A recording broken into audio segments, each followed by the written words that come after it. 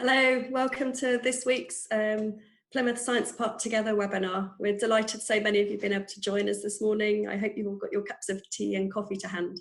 I'm really pleased to be able to introduce Steve Tomkinson, Managing Director of Disruption Works. Disruptions Works has been based at Plymouth Science Park and more recently, since 2017, more recently in the formation zone, but initially in our Launchpad space. Steve, over the next 20 minutes, is going to enthrall us with the insights and know-how in the intriguing world of chatbots. So without further ado, I'll hand you over to Steve and sit back and relax and enjoy the show. Thanks very much, Steve. Cheers, Faye. Thank you very much. I hope everybody can hear me. Chatbots. What we're going to do here, let me get the right screen. There we go. We are a business that is based around automation. So what we specialize in is kind of getting the systems in your business to make this work. And chatbots are one of the areas. We also do robotic process automation, which is robots as admin robots within your business. But chatbots is what I'm talking about today. They're a very simple entry point, and that's kind of what I want to demonstrate today, is how easy these can be done. So it's something you should think about. But why are they so useful? First off, the customer experience that they can provide is very good. They're very responsive. They're 24/7. They're accurate because you program them once and they give the same response every time and time again. And they're a good presentation of you and the brand. Has been something that's trying to be progressive, provide a good service, and provide something that's quite immediate.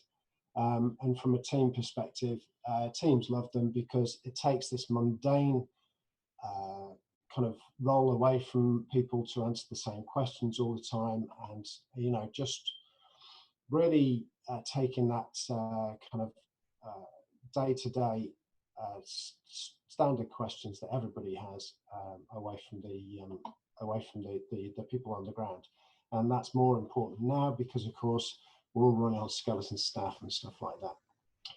So why they kind of make sense to your business, they can have lots of different roles. A single chatbot can cover loads of different jobs. They could be a customer service chatbot. They could be a sales chatbot. They could even be HR. We build out all these different roles for businesses, large and small. And this kind of impact to a business can be quite considerable because all those teams then are released to have more resource to do something where a human is required. So we automate where it's possible, and then human where it counts. And that's kind of the whole principle behind what we do as a business. But if you start thinking like this at this moment in time, you've got maybe some thinking time, and maybe this is the time to start looking at chatbots in your business. The attitude to these has changed quite considerably now. Basically, people want a very quick response, and that's one of the biggest markers now for a good customer service. So 63% felt that getting the issue resolved quickly is absolutely paramount, and that's really important. People's tolerance has gone through the floor. I mean, millennials, we kind of understand, but even over half of those would prefer to use a bot rather than a human agent. Simple expectations and the competition that's in the background at the moment is also absolutely launching this whole area. If you are shopping online and you get a bot to assist you, that can convert the sale as opposed to somebody just leaving your cart and abandoning it. We've had a huge growth in this sector. 95% growth of all bots from volumes that were in 2007 and 2019. We expect 120% growth on 2019. Obviously, it might be a bit different now because of everything that's happened, but we're still getting people coming in and asking us for these things, trying to prepare themselves from the other side. So, dealing with it today, why would you have a chatbot today? Well, 140,000 businesses have applied to furlough the staff during this crisis. So we're all dealing with less staff than we should have. 80% of these businesses still need to trade in some sort of format. So, you know, we still need to be responsive. And, you know, taking that millennials example, most millennials and stuff will start to want to use a bot, but also because technology is changing and because we're all starting to get used to doing these video chats and everything remote like we are today on Zoom, then, you know, people are getting used to this, used to some sort of remote support. And so what our feeling is that this is going to be, you know, something that's a requirement at some point. And, you know, taking news of like for today, there's hundreds of thousands of holidays being cancelled. Well, what's going to happen the other end of this stuff? Everybody's going to be deluging certain sectors and, you know, wanting to get stuff kicked off as soon as possible, even if it's B2B or if it's a consumer-based businesses. You know, we're dealing with restaurant chains at the moment to go, right, well, okay, we haven't got any cash at the moment, but how can we get ourselves set up to respond to the monster amount of people that are going to be looking for tables? And, you know, because I've talked to people around and everybody's going, yeah, I'm not going to cook anything at home after this all finishes. I'm just going to go and eat out for every single meal I have, you know, and that's going to be some part of it, I think. So, so this is kind of preparing yourselves. And what I want to try and demonstrate today is really how simple it is. Chatbots can be something scary. They're kind of an unknown, but to be honest, pretty straightforward. You know, we have our own platform, which I'm going to show you in a second. But basically, we're going to build a bot this in about 11 minutes, although I have done some preparation. But I just want to demonstrate how easy it is. Don't be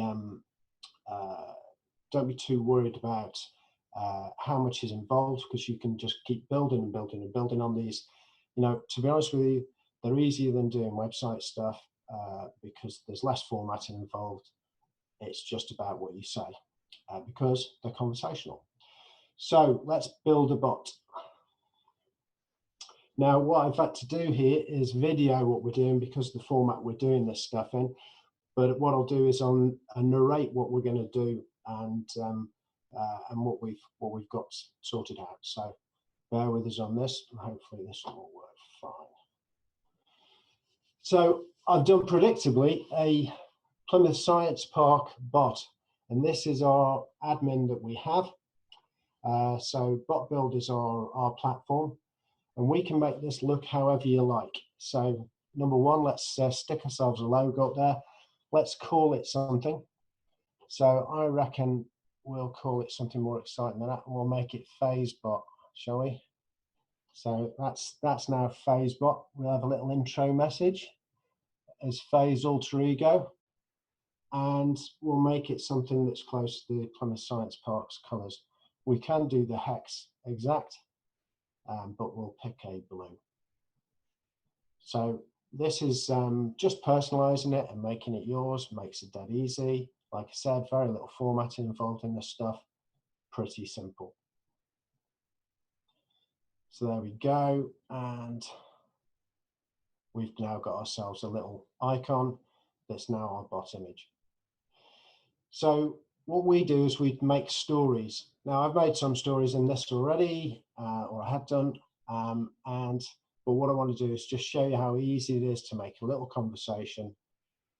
We'll start off with something that's important to the moment, which is kind of safeguarding. So we're making a little safeguarding story here, which just shows us what, you know, just a little bit of information from the park, theoretically. These aren't their words. These are, some of them might be their words, but not all of them are. But basically all we're doing here is building out responses.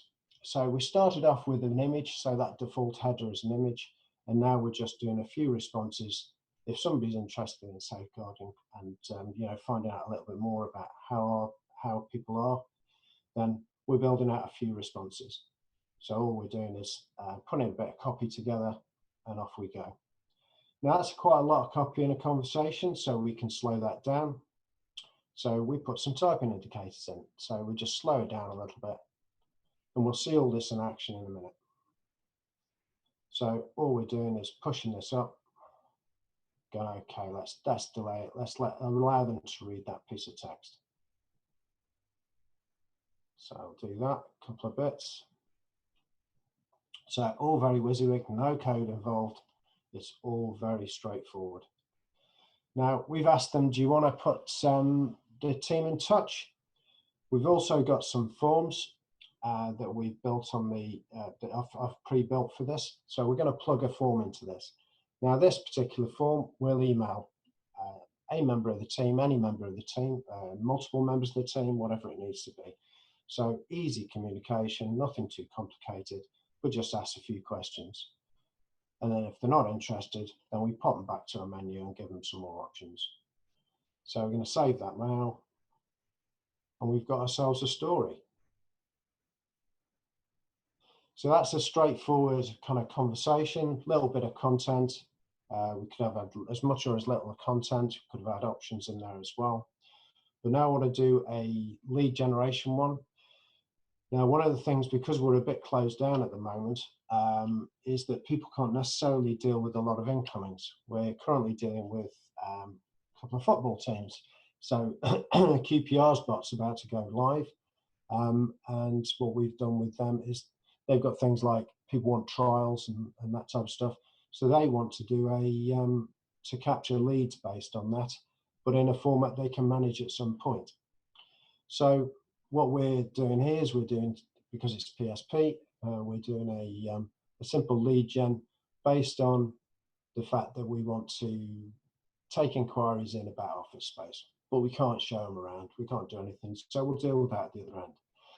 So this one's a slightly different scenario than the other one. Okay, all very easy, lots of little pieces of content, but this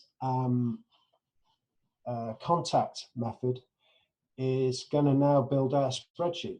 Again, all very easy, all very click and set up, and it's connected to, in this case, Google Sheets. So what we're going to do is we'll have a little look at that. There's a back option, but here we're going to connect it up to a form that we made. Off it goes. So this one is a lead generation form. So let's save that fella.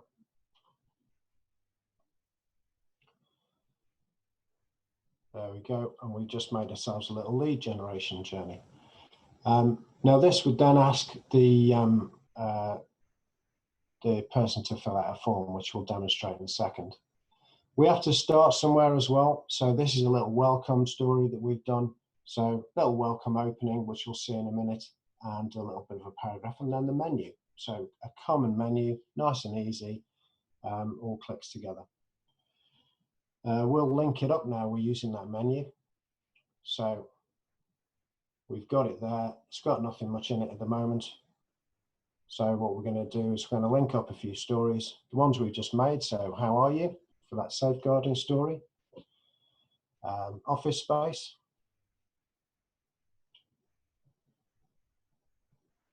And a bit of news maybe, and then just ask a question. Because what we've also done, again, I haven't got the time to set those up because the time constraints of today, but we've also set a few FAQs up. So here we go. All we're doing is calling those stories we've made. So the office one now. And then we've also got a news one as well. So let's link that one up. And we'll shoot around this bot in a second. Now it's all linked up. And we'll show what it looks like. So that's an FAQ one.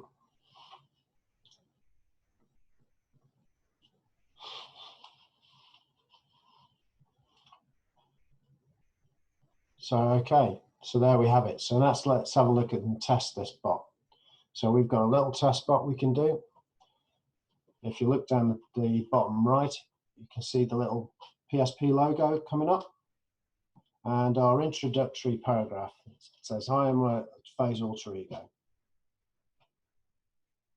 And this is the welcome story that we had, the little bit of paragraphs, and then those options that we talked about. So now we're going to have a look at our safeguarding story. And off it goes. Now, we tend to use the buttons quite a lot. People like that because they don't like typing anything in, but it isn't the only route to these things. We can set it up so that people can type in as well. But we can just spin about these stories. So here we go. Let's have a look at the office space one. Slightly different presentation for this one. So we've got a little carousel. So some different images and things, just stuff we've grabbed.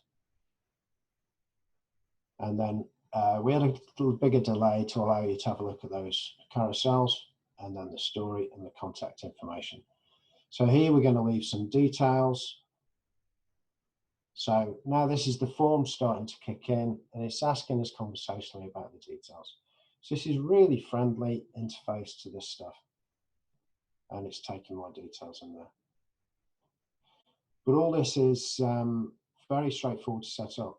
And it just makes it very easy to consider this as an option to deal with, you know, incoming inquiries whilst you haven't got enough people on board. Or when you start getting inundated and you want to automate a lot of this. So that's done that. And that's now added it to a Google Sheet. So if I have a look at the Google Sheet, I'll have a look at it in a minute then, shall I? No. Thought I'd done that next. So that's added that extra line to that sheet. And that'll just build up and you can go and have a look at that. If we've got a question, then we can just free type. Now we had buttons before, but in this we've just set up a few bits. You know, can I still access the office?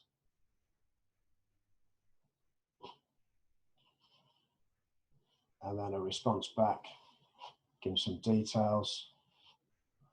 It's gone to find out, thinking what it's looking for, and then it's just giving them some advice. The same with, you know, can I get my post? Sure, we'll go into this strange virtual thing that we've got in the reception. And same kind of thing, it's just gone and picked up a story, and you know, all this text is super editable and nice and easy to get to. And just a third one just to demonstrate that. Can have some business support. If I could type, that'd be great.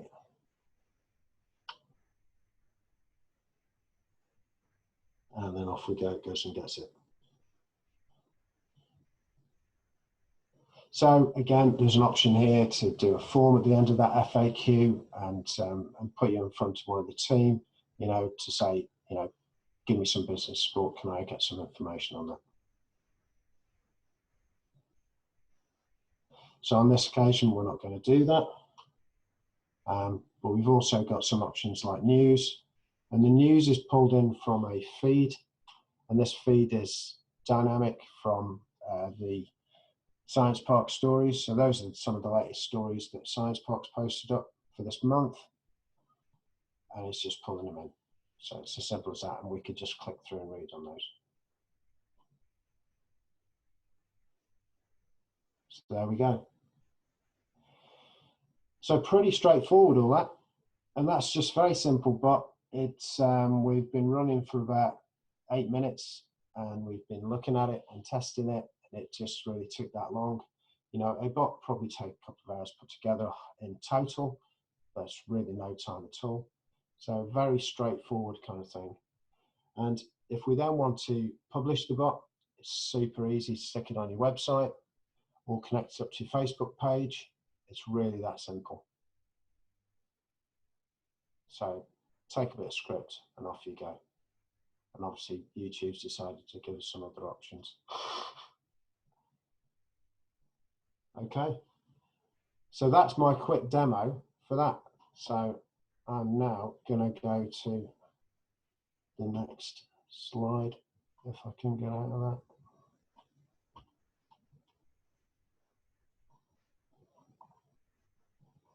Don't want to do that again. There we go. Question and answers, anybody? Hi, Steve. It's Elle here. That was absolutely brilliant. So interesting. And we have had some questions coming in. So we've been asked, how successful are chatbots for encouraging sign-ups to newsletters and diverting traffic to specific offers?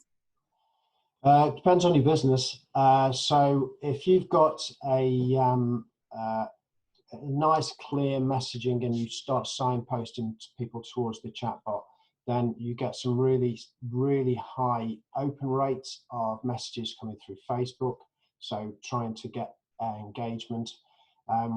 In Facebook particularly, if you implement the bot there, we get something like 60% open rates for the messages, and then about 50% interaction with those, because what you're doing is you're actually dropping straight in using Messenger as the platform. On your own website, what we're finding is, so a big retailer, for instance, has been getting a lot of engagement on their stuff. And I think we just worked out that since the end of November, they'd had 1 million messages answered by the bot since the end of November. So that was taken in Christmas, of course, and they are still busy. Reasonably big retailer, but they have a lot of customer service inquiries, and that was just a CS job for that stuff.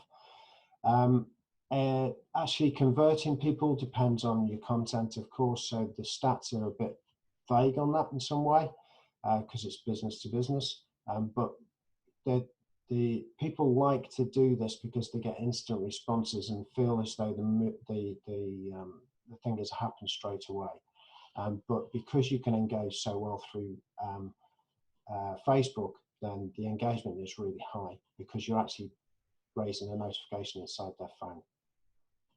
Brilliant, thank you. So you mentioned there Facebook. Is it also possible to have bots on LinkedIn? No, LinkedIn don't like you doing it. So there isn't an option at the moment on LinkedIn. WhatsApp is another option. WhatsApp charges differently because they charge per message, so they charge us per message. We have an unlimited charging method for our stuff. So on your website and by Facebook Messenger, we don't charge for any per messages. WhatsApp they do. And there are some other options that you might have seen quickly on those, like Slack and also Twilio. So there's some others in the wings that we can actually integrate into directly that some businesses use. Brilliant. And is there some kind of indication of the kind of cost for introducing straightforward bots such as the one you've demonstrated today? Yeah, well, what we're well, as it happens, what we're doing at the moment is that we're doing some free chatbots for anybody that needs it for 3 months.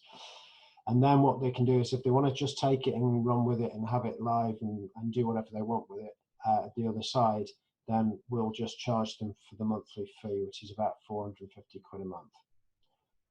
So we're doing that. Normally there's a setup if you're trying to integrate into your business and do something a little bit more significant, but that's kind of the costs of where we come from at the moment. That's great, thank you, Steve. And can you get analytics on what people are asking the chatbot? Yeah, we've integrated into Google's own analytics platform for bots, which is Chatbase. So Chatbase is conversational. Google Analytics doesn't really, it's not the right shape for conversation. So Chatbase is the version, and that's a Google platform, and we integrate directly into it. It's free and it's really powerful. We do actually do another one called Dashbot, but Dashbot is a more expensive platform and probably not a good starting point. Good if you're a big corporate and you want to spend a lot of money on your analytics, but Chatbase is actually very good. That's great, thank you. And I think you've touched on the kind of role that chatbots can have as assisting with customer services. Yeah. Are there lots of other jobs and roles that a chatbot can support? Yeah, well, reasonably anything that is based around a process that is computerized, that doesn't need anybody to, it follows a logical process. So if, for instance, you are trying to do lead generation and you want to qualify leads and qualify people out and in, then we can use a sales bot for that. They can do product recommendations and you know, kind of filter down and give the latest recommendations, stuff like that. We're actually working on that with a client called Beauty Bay, who's a cosmetics firm. You won't have heard of them unless you're 16 to 24 and into your makeup, but they are pretty huge, and they want a kind of like foundation journey, recommending foundations and things like that based on what you require. So we can personalize all that stuff, and that's all automated. You can deal with as many inquiries as you like, but is the kind of inquiry that they get. HR is another one. A lot of onboarding, processing and stuff like that. That's becoming quite a big area because businesses have a lot of processes to bring their staff on. There's just mundane, just completing forms. As you could see with the bot, that was filling in spreadsheet information. It could equally do anything else. All this system can be integrated into a CRM or any other system, provided it's got an API, so that then it's totally integrated into your business.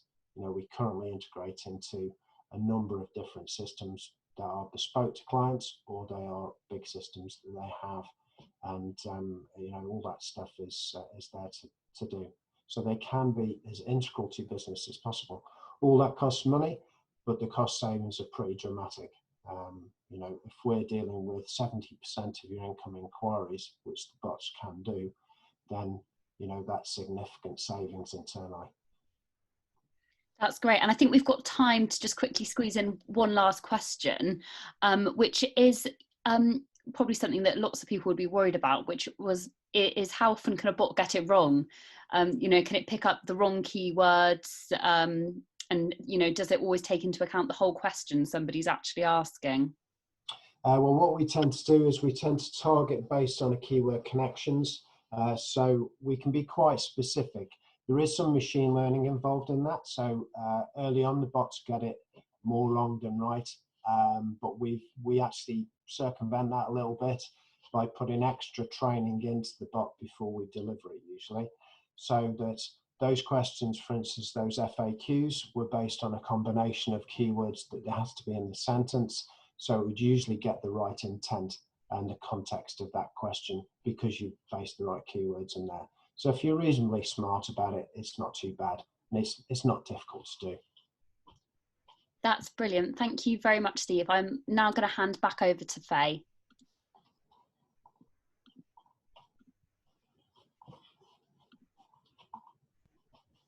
Right, thanks, Steve. That was absolutely brilliant. Very, very much enjoyed that. And I love the idea of me being a Faybot from now on. So that might be my new alter ego. So thanks to everyone that joined us as well. Looking forward to seeing you all next week, where we've got Tom Moore, Business Development Manager from Acronyms, who will be telling us about what we should do to prepare for the next COVID-19. So same time, same place next week. We'll look forward to seeing you on Wednesday, and thanks very much to everybody involved. Cheers, bye.